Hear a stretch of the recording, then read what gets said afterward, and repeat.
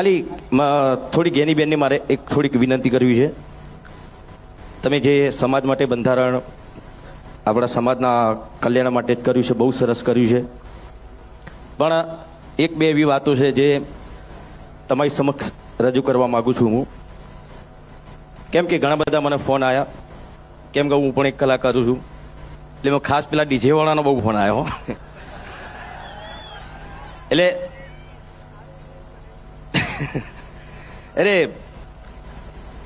બીજું કશું નહીં, એ લોકોનું પણ શું એમના ઉપર ઘર ચાલતું હોય છે. ઘણા બધા કલાકારો ડીજીમાં જ કામ કરતા હોય છે.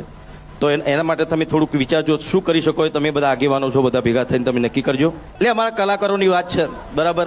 એટલે એમાં શું થઈ શકે છે તમે બધા આગેવાનો છો, તમને વધારે ખબર પડશે. કોઈ રસ્તો તમે કાઢજો તો એ લોકોનું ઘર પણ ચાલે. મારી પાસે વિક્રમભાઈએ માગણી મૂકી અને એમને વાત કરી કે બેન આ ડીજે વાળાની એમની માગણી છે, એટલે હવે આ જે બંધારણ એ કોઈ જ્ઞાની બેને નથી બનાવ્યું, સમગ્ર ઉત્તર ગુજરાતના 3 જિલ્લાઓએ સાથે મળીને બનાવ્યું છે.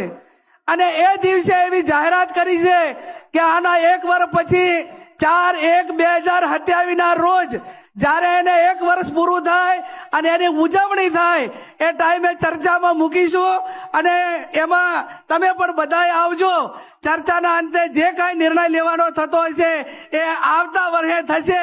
પણ હાલ તો મેં કીધું એમ કે આ બજેટ પસાર થઈ ગયું છે, એટલે હાલ એને કોઈ વિચારણામાં વ્યક્તિગત રીતે લઈ શકાય એવું નથી.